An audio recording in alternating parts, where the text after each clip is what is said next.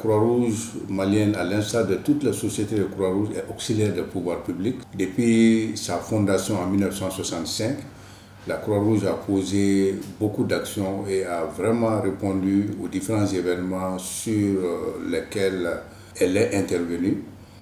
Chaque année, la Croix-Rouge malienne et ses partenaires posent des actions visant à protéger les personnes touchées par les catastrophes naturelles au Mali. Ces interventions sont plus opportunes, pertinentes et efficaces que jamais.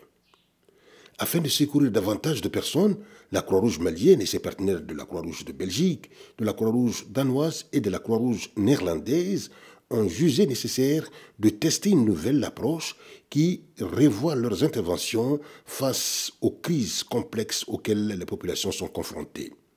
Il s'agira de la capacité d'adaptation et d'innovation pour anticiper les inondations et réduire de façon considérable les impacts sur la vie humaine, les habitats et les maladies hydriques. Des protocoles d'action précoce, PAP, sont élaborés.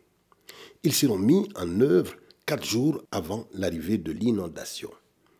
Ainsi, les volontaires de la Croix-Rouge malienne, les services de l'État et les communautés ont le temps de se préparer. Lorsque l'inondation arrive, les personnes et les infrastructures sont hors d'atteinte et protégées.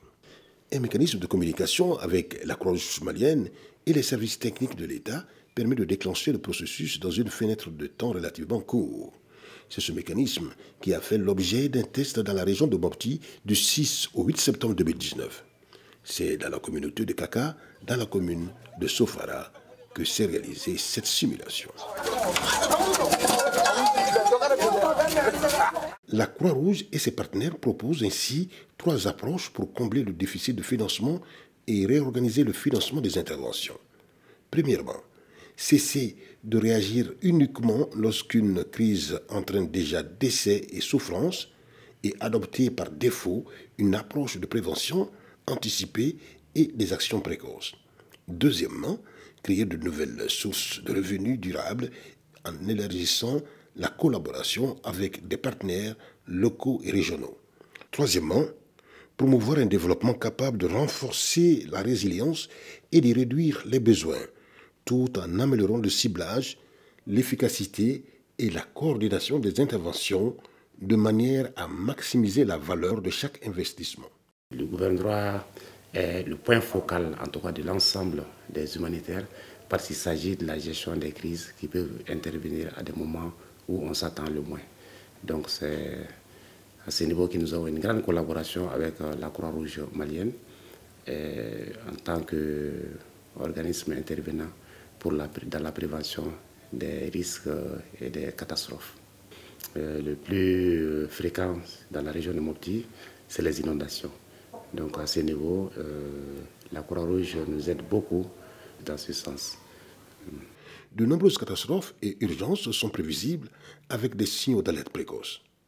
Dans ce scénario, il faut stimuler à la fois les actions et les interventions précoces via un financement prévisible, le lier à des déclencheurs et des plans de mise en œuvre convenus à l'avance qui peut contribuer dans une large mesure à améliorer la conception et l'impact des programmes, à réduire les délais et les coûts de réponse et à diminuer les souffrances. Le financement basé sur les prévisions, c'est ce mécanisme innovant qui apporte la solution presque dans la limite où il ne s'agit pas d'attendre que la catastrophe se produise. Il s'agit de prendre des actions en amont de la catastrophe par des prévisions qui permettent de mobiliser les ressources humaines, financières et matérielles. Et au cas où la catastrophe a une probabilité assez élevée, de poser les actions les plus essentielles, limitant en fait les dégâts. Le choix du FPV pour la Croix-Rouge est un choix légitime, j'allais dire, parce qu'au fil du temps, nous voyons que les interventions sont assez limitées par rapport à la satisfaction des résultats. Le financement basé sur les prévisions qu'on appelle FPF aujourd'hui est assez bien implanté au niveau de la Croix-Rouge malienne, parce qu'aujourd'hui nous avons franchi quelques étapes les plus importantes. La première étape, c'est le travail avec les services techniques de l'État. La deuxième étape était de former dans les 2 zones qui ont été identifiées, à savoir la région de Mopti et la région de Koulikoro. Donc les formations ont été faites là-bas auprès des volontaires et des acteurs clés de l'État qui nous accompagnent. Nous sommes actuellement en train de travailler sur ce qu'on appelle le PAP, donc le protocole d'action précoce, qui est la base même du travail du FBF. En cas d'inondation, il y a un comité de crise qui est présidé par le gouverneur. Et il y a beaucoup de services techniques qui font partie de ce comité de crise, qu'on appelle plus précisément comité de veille.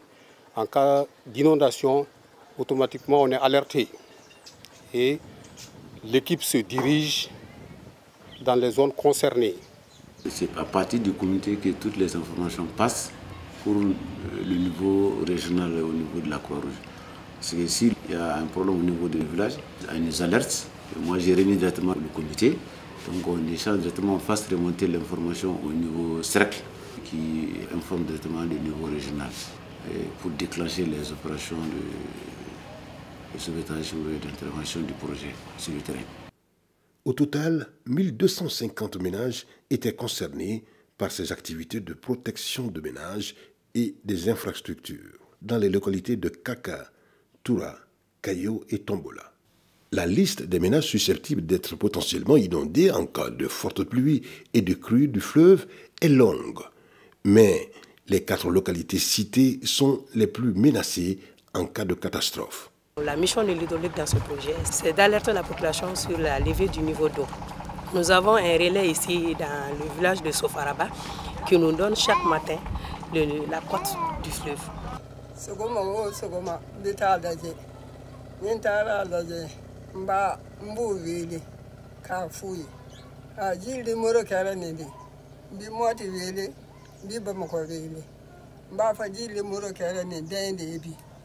Nous avons des seuils d'alerte et des seuils d'inondation. Au-delà de ces seuils-là, la population est déjà susceptible à être inondée.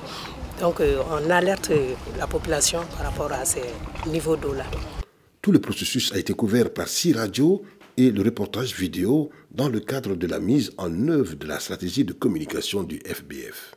Les 16 volontaires, les comités de ciblage et de plaintes accompagnés par la communauté ont exécuté les activités d'évacuation, de protection et de distribution.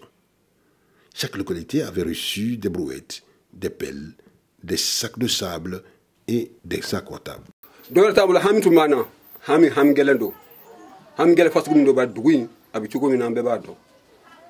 pour ça, on a démé. Alhamdulillah, au Djaranye. Quand on a la nuit, quand on a kisi, on a badji torama, kasara mi buklen bama, pour que kasara ka kumbe. Puis maintenant, on a kisi, on a démayao, on a kisi, on a noflo kisi, on a kisi, on a kisi.